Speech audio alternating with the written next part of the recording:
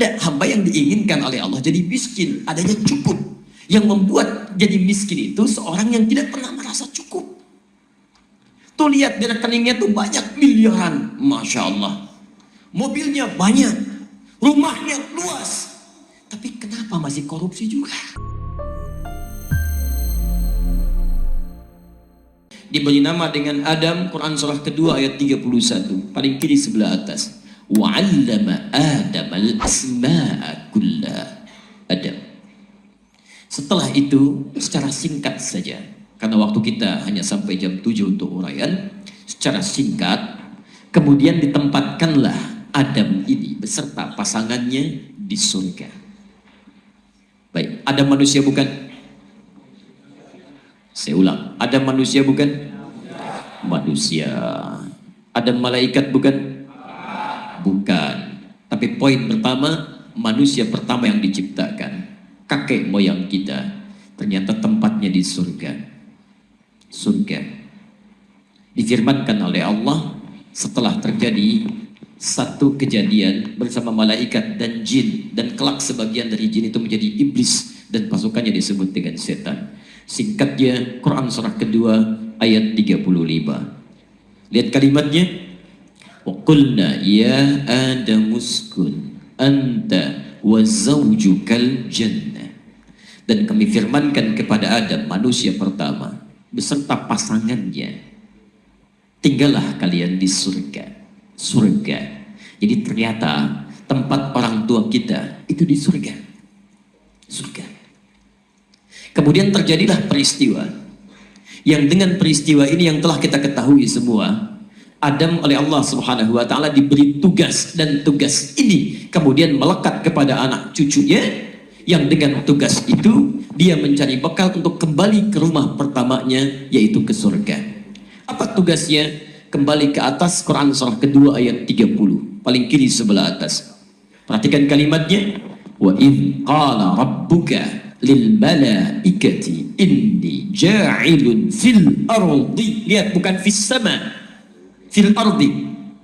Saya tanya pada Anda, kalau surga letaknya di mana? Gini ya, ini masih pertemuan pertama. Ini pertama kali saya ke Medan, dan ini pertama kali saya lihat Anda. Kalau tidak tahu, cukup katakan Allahu a'lam. Saya khawatir Anda banyak berpikir waktunya habis. Sepakat ya? Baik. Surga ada di mana? Oh, Masya Allah. Alhamdulillah. Baik. Surga ada di mana? Wallahu a'lam. Allah yang tahu. Tanyakan kepada Allah. Baik, saat Adam diciptakan kan belum turun ke bumi. Bumi itu ardun. Berarti dia masih ada di langit. Baik, diminta masuk ke surga, berarti surganya ada di langit. Sama. Tayyib. Jadi surga ada di mana? Di langit. Lihat baik-baik. Ketika Adam alaihissalam diminta masuk ke surga, lantas sebelumnya disampaikan pada para malaikat, dia akan diberi tugas di bumi. Bumi. Kita sekarang ada di mana? Di bumi. Di tugas Adam, setelah ditempatkan oleh Allah Subhanahu wa taala di surga dengan segala liku-liku yang terjadi di dalamnya, segala kenikmatan didapati dan segala godaan kemudian berusaha untuk dilewati, apa yang terjadi? Tidak memalingkan dari tugas utama Adam, inni ja'ilun fil ardi khalifah. Saya berikan tugas untuk menjadi khalifah di bumi, bukan di langit. Maka Adam ditugaskan oleh Allah beserta pasangannya dan nanti anak keturunannya untuk menjadi khalifah di bumi, dan menariknya Allah nanti akan sampaikan tugas itu hanya sementara karena nanti dia akan kembali beserta seluruh keluarganya ke tempat mula dia tinggal. Maka difirmankanlah kemudian ketika mulai turun ke bumi yang dengan cara setan menggelincirkannya. Kalau tergelincir itu jatuhnya ke atas atau ke bawah? Bawah. Hanya orang kurang sehat yang bilang ke atas. Jatuh ke bawah. Langit di atas, di bawah. Atas. Bumi, Masya Allah, indah bahasa Quran. Tergelincir dari atas turun ke bawah. Tayyib. Lihat kalimatnya. Wa qulna bitu. Turun kalian. Turun ke bumi. Lihat kemana turunnya? Ardun. Tapi ketika menyebutkan turun ke bumi, Allah tidak mengatakan tinggal selamanya di bumi. Lihat di ujung ayat ke-36-nya. Walakum fil ardi mustaqarrun wa mata'un ila akhir. Dan kalian saat tinggal di bumi itu hanya akan sementara saja.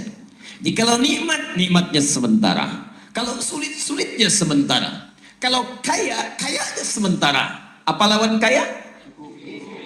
Miskin. Kalau tidak tahu, katakan baik. Quran surah 53 ayat ke-48. Allah tidak pernah menginginkan hambanya miskin. Ternyata lawan dari kaya itu cukup. Wa annahu huwa aghna wa aqna. Dan dialah Allah yang menjadikan seorang kaya atau cukup. Jadi nggak ada hamba yang diinginkan oleh Allah jadi miskin, adanya cukup. Yang membuat jadi miskin itu seorang yang tidak pernah merasa cukup. Tuh lihat di rekeningnya tuh banyak miliaran, masya Allah. Mobilnya banyak, rumahnya luas. Tapi kenapa masih korupsi juga? Karena tidak pernah merasa cukup. Kenapa masih ngambil punya orang lain juga? Karena tidak pernah merasa cukup. Datang ke masjid bawa sendal, pulang kenapa ngambil sendal orang lain? Karena tidak pernah merasa cukup. Makanya ketika seseorang tidak merasa cukup dan jadi miskin, saking sayangnya Allah ingin dilepaskan dia dari kemiskinan, diberikan zakat. Zakat diberikan salah satunya pada orang miskin. Quran surah ke-9 ayat ke-60. Innamas shadaqatu lil fuqara wal masakin. Diberikan itu untuk mengangkat status dia agar keluar dari kemiskinan. Kalau tidak cukup, berikan infak. Quran surah kedua ayat 215, paling kanan sebelah bawah. Yas'alunaka madza yunfiqun qul ma anfaqtum min khairin falil walidain wal aqrabin wal yatama wal masakin. Miskin kasih supaya keluar. Tidak cukup, berikan sedekah. Kalau dengan zakat belum cukup juga, maaf, infak belum cukup juga, dengan sedekah belum cukup juga, Anda perlu dikasih apa lagi supaya keluar dari kemiskinan? Jadi kadang-kadang miskin itu tidak harus diukur dengan harta. Miskin jiwa itu yang paling bahaya. Dan kalau orang sudah miskin jiwanya, maka tidak akan pernah tenang dalam hidupnya. Dan ketenangan itu kadang-kadang lebih bernilai dibandingkan harta yang dipegang. Maaf, saya mau tanya pada Anda, pilih mana? Kaya tapi gelisah atau miskin tapi tenang? Tidak ada pilihan ketiga, jangan maksa. Sudahlah. Kembalikan sini. Baik, jelas ya? Adam turun ke bumi, istrinya turun ke bumi untuk menunaikan tugas mulia menjadi khalifah di bumi. Tapi lihat bahasa Qurannya, tinggal hanya sementara, akan kembali, awas, dengan bekal itu akan kembali ke surga. Perhatikan baik-baik. Ketika Quran menyebutkan akan kembali, Quran melekatkan dengan kalimat bekalnya.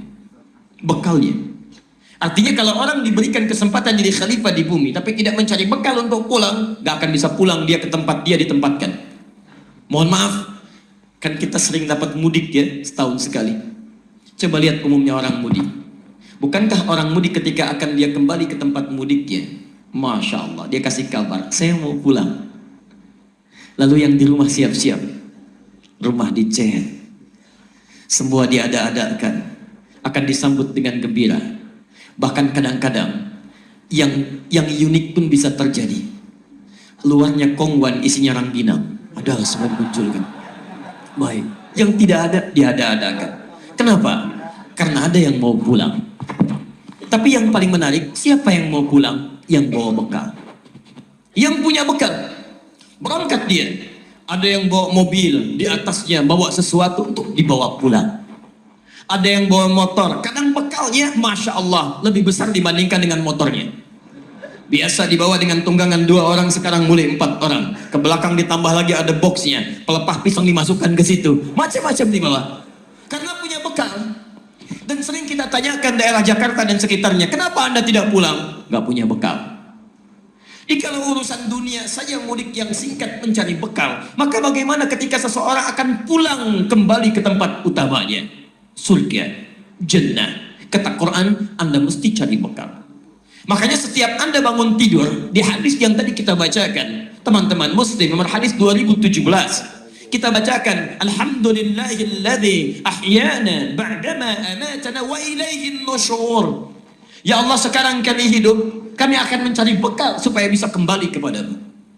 Jadi kita hidup di bumi saat Nabi Adam alaihissalam dengan istrinya, ibunda kita Sayyidah Hawa alaihissalam turun ke bumi. Apa tujuannya? Jadi khalifah mengajarkan pada kita supaya mencari bekal untuk pulang kembali ke surga. Tayyib. Sekarang Adam turun, Hawa turun. Di mana mereka diturunkan? Mohon izin pelan-pelan, saya akan menghapus setiap yang saya terangkan supaya ada space tertentu yang bisa saya tuliskan. Boleh ya? Baik.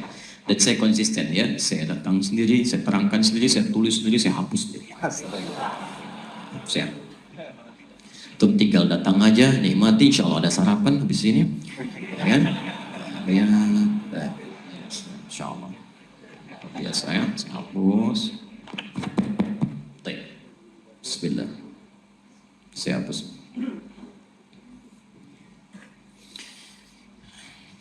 Datang, duduk, lihat, rekam, Masya Allah, sarapan, masuk surga lagi. Biasa. Merangkan ustadznya, nulis ustadznya, ngapus ustadznya, luar biasa. Baik, Adam turun, Hawa turun. Konon dalam sejarah disebutkan Adam turun di kisaran India, Asia Selatan. Hawa turun yang sekarang disebut dengan Jeddah di daerah Saudi Arabia sekarang. Ya, makanya kalau antum nanti umrah atau haji, dan saya bermohon pada Allah Subhanahu wa taala, semoga yang belum berangkat dimudahkan oleh Allah Subhanahu wa taala. Nanti di dekat Laut Merah itu kisaran 150 meter Anda lurus, sebelah kiri ada sepeda besar, lurus sebelah kanan nyebrang sedikit ada satu tempat yang dibatasi oleh batu bata, ya warnanya agak kecoklatan. Di situ ada tulisan Maqbarah Hawa, kuburan Sayyidah Hawa. Tapi kata para sejarawan itu bukan kuburannya, tapi tempat pertama diturunkan. Karena itu disebut dengan Jeddah. Bahasa Arab Jeddah artinya nenek, nenek turun. Ya, jadi Adam turun di sekitaran Asia Selatan, Hawa turun di Jeddah. Singkatnya sudah turun ke bumi. Turun, keduanya mencari, bertemu di satu titik kemudian. Dari jauh ada yang kelihatan. Ya, jadi setelah dari jauh lihat bayangan, kayaknya saya tahu deh. Kayaknya saya kenal deh itu siapa. Ya, Masya Allah. Pantas kenal, kan cuma 2 orang di bumi. Ya, tidak ada yang lain. Adam, ini Hawa. Ya, kenal, tahu, disebut dengan Arafat. Arafat. Baik ya. Ketika semakin naik, sifatnya sudah ketahuan. Kalau sifat muncul, maka dijamakkan tambah ta di ujungnya, di Arafat. Arafat. Maka naiklah keduanya ke atas bukit, dan tumpahlah kemudian sifat kasih sayang dan rindu keduanya. Perhatian yang dalam penuh dengan kerinduan dan sayang disebut dengan rahmah. Sampai sekarang tempatnya disebut dengan Jabal Rahmah. Taib, singkatnya bertemu di sini keduanya, kemudian bersatu kembali, dan dari penyatuan itulah kemudian singkatnya lahirlah kita keturunan-keturunannya. Maka turunlah Quran surah keempat ayat pertama untuk mengabarkan, Ya ayyuhan nasu taqu rabbakumul ladzi khalaqakum min nafsi wahidah. Lihat baik-baik, wa khalaqa minha zawjaha. Hei manusia, kalau disebutkan nas itu artinya untuk seluruh manusia tanpa kecuali. Lihat, seluruh manusia tanpa kecuali sampai berakhirnya alam ini. Kata Allah, hei manusia, semua kalian itu berasal dari sumber yang satu plus dengan pasangannya. Siapa sumber yang satu itu? Adam dan Hawa. Jadi tidak ada satupun manusia yang ada di muka bumi ini kecuali akan tersambung kepada Adam dan Hawa. Dua ini. Jelas? Dari persambungan inilah kemudian kita disebut dengan Bani Adam. Bani Adam, anak keturunannya Adam. Disebutkan 7 kali dalam Al-Quran. Jadi mustahil ada orang kemudian tinggal di bumi, hidup di bumi, bukan keturunan Adam. Itu mustahil. Mustahil. Ya pasti keturunan Adam dan bersumber dari orang tua kita, Adam laki-laki dan Hawa perempuan.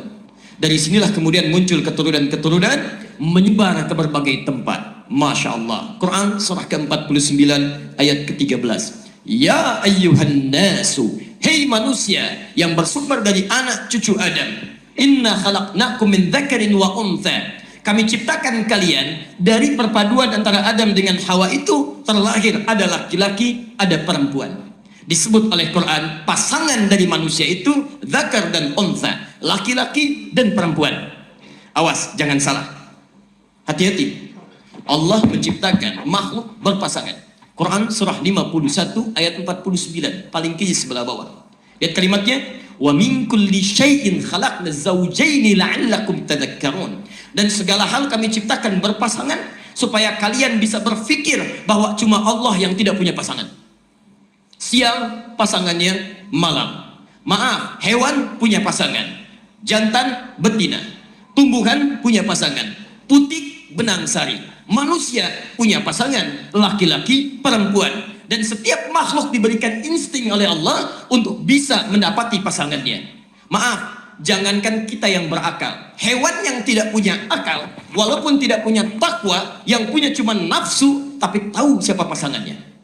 Kalau tidak percaya, nanti Idul Adha, atau tidak usah tunggu Idul Adha, besok-besok Anda praktekkan, cari kambing jantan betina, ikat samping Masjid Al-Jihad. Kalau sudah datang hasratnya, walaupun azan berkumandang di tempat rumah Allah, keduanya ada di samping rumah Allah, gak akan peduli Pak. Karena tidak punya takwa, yang jantan akan mengejar yang betina. Walaupun dia tidak punya takwa, tidak ada akal, tapi masih tahu siapa pasangannya. Manusia harus lebih daripada itu. Maaf, manusia punya jiwa takwa, manusia punya akal. Maka tidak boleh manusia tidak mengetahui siapa pasangannya. Tadi laki-laki pasangannya siapa? Perempuan. Jadi sangat agak mengherankan dan jauh di atas status hewan kalau misalnya ada seorang laki-laki tidak tahu siapa pasangannya. Jadi seharusnya tidak boleh ada laki-laki cari laki-laki lagi, perempuan cari perempuan lagi. Saya mau tanya, kalau di Medan pernah dengar ada kambing homo di sini? Ada sapi lesbi di sini? Hewan saja tidak mengerjakannya, maka kenapa manusia kemudian memikirkannya? Maka dari itu kita mesti memikirkan baik-baik bahwa Allah sudah mengatakan anak cucu Adam akan tersebar laki-laki perempuan. Bahkan kakek dan nenek moyang kita dua jenis yang berbeda. Allah ciptakan Adam dan Hawa, bukan Adam dan Adam. Balik sini. Nah, menyebar. Wa ja'alnakum syu'uban wa qabaila. Kami tetapkan menyebar. Ini inti persoalannya. Ayo nyebar. Syu'ub, tempat-tempat yang berbeda. Komunitas. Di Medan saja sudah berbeda-beda. Beda RT, beda RW, beda macam-macam dan sebagainya. Sampai beda negara, sampai beda benua. Menyebar luas. Maaf. Wa qabail. Sukunya beda-beda, tapi intinya satu. Lita'arafu, supaya mereka saling mengenal, saling mengingatkan. Apa tujuan ta'aruf itu? Puncak utamanya, inna akramakum indallahi atqakum. Supaya semua yang saling kenal antar komunitas itu saling mengingatkan supaya mencari bekal takwa untuk kembali kepada Allah Subhanahu wa taala. Lihat baik-baik. Kenapa kalimat itu ditutup dengan kalimat takwa? Karena hanya bekal takwa yang bisa mengantarkan kita pulang ke rumah kita yang pertama. Nanti kita akan turunkan jenis-jenis surga yang disebutkan di Quran dibuka dengan kalimat takwa.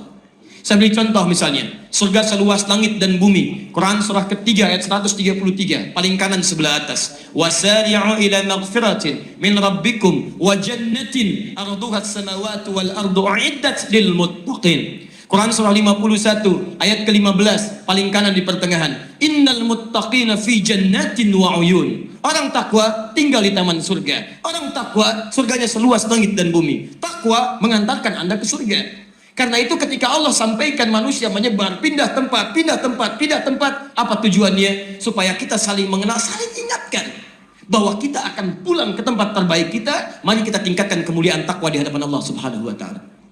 Di kedatangan saya ke sini pun, saya tidak ingin melihat keramaian. Saya tidak ingin hanya berjumpa, tapi saya punya tugas untuk menyampaikan pesan kepada Anda lewat Al-Quran bahwa kita akan pulang dan bekal kita tidak ada yang lain. Mari kita tingkatkan takwa, ajak keluarga besar kita kembali kepada Allah dalam kebaikan. Maka saking sayangnya Allah, menyebarlah kemudian manusia. Maaf, ada yang lupa bahwa tugas utamanya mencari bekal takwa sebagai khalifah untuk pulang.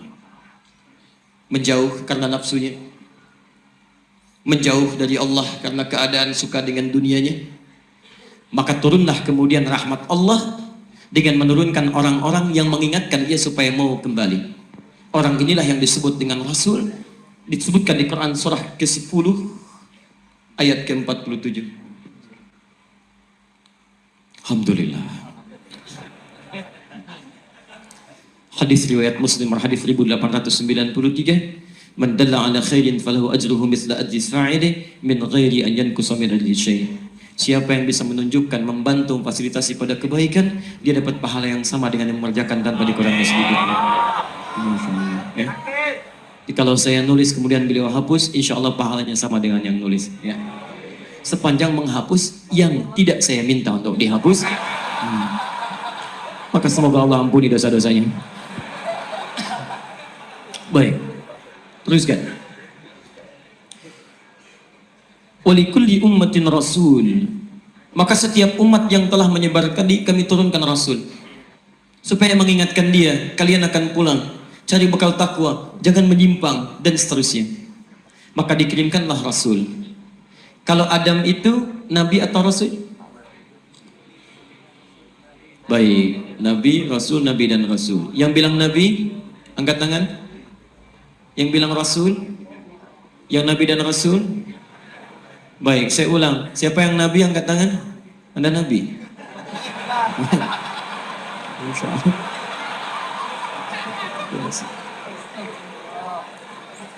Saya 5 tahun mengisi kajian di Indonesia. Cuman di Medan yang ada nabi. Sudah minum?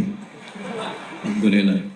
Baik, Adam itu bukan rasul, beliau nabi. Bedanya, kalau nabi itu membawa risalah untuk pribadi dan memperbaiki diri. Kalau rasul membawa risalah untuk dirinya dan umatnya, punya tugas menyampaikan pada umat. Kenapa Adam tidak dijadikan rasul? Umat belum ada. Mau dakwah pada siapa? Tayyib. Maka setelah menyebar singkatnya di masa Nabi Nuh alaihissalam, Nabi Nuh yang pertama ditunjuk, diutus oleh Allah menjadi rasul. Sampai ke Nabi Muhammad sallallahu alaihi wasallam. Saya percepat, turunlah informasinya di Quran surah keempat An-Nisa ayat 163, paling kiri sebelah atas. Inna auhayna ilaika kama auhayna ila Nuhin wan nabiyyina min ba'di. Kami wahyukan kepada Muhammad sallallahu alaihi wasallam risalah untuk mengingatkan manusia seluruhnya sampai dengan berakhir kehidupan, seperti kami telah berikan risalah yang sama pada Nuh jauh sebelumnya dan nabi-nabi setelahnya. Jadi kalau Anda ingin urutkan rasul itu dari periode Nabi Muhammad ke Nabi Nuh alaihi salam sampai ke Nabi Adam, itu silsilah keutamaan kehidupan. Muhammad bin Abdullah bin Abdul Muttalib bin Hashim bin Abdul Manaf bin Qusay bin Murrah bin Kilab bin Ka'ab bin Ghalib bin Fikir bin Malik bin Nadar bin Kinana bin Khuzaimah bin Mudrika bin Ilyas alaihi salam bin Nizar bin Mudar bin Ma'ad bin Adnan bin Addi bin Adri bin Muqawwam bin Nahur bin Tarikh bin Ya'rub bin Yasjub bin Nabid bin Ismail alaihi salam bin Ibrahim alaihi salam bin Adhar atau bin Nahur bin Abir bin Kinan bin Arfakhshad bin Sam bin Nuh alaihi salam bin Mihlil bin Matushana bin Kinan bin Anwas bin Thith bin Adam alaihi salam. Itulah urutan risalah rasul-rasul yang diutus dari Nabi Nuh alaihi salam ke Nabi Muhammad sallallahu alaihi wasallam, silsilah risalahnya. Nanti pecah di zamannya Nabi Ibrahim alaihi salam, turunan-turunan dibagi ke beberapa bagian. Dari Sayyidah Sarah turun kemudian Ishak melahirkan Yakub, dari Yakub ada Yusuf, segaris ke kanan ada Zakaria punya keponakan namanya Imran menikah dengan Hanna, lahir Maryam, dari Maryam turun Isa. Turunan yang lainnya kemudian nanti ada Musa, ada Daud, ada Sulaiman dan seterusnya. Sementara Nabi Ibrahim dari jalurnya kemudian Sayyidah Hajar alaihi salam, turun Nabi Ismail alaihi salam sampai ke Nabi Muhammad sallallahu alaihi wasallam. Semua rasul ini diutus membawa risalah untuk mengingatkan kita supaya mengajak kita semua kembali ke surga bersama-sama, keluarga besar kita.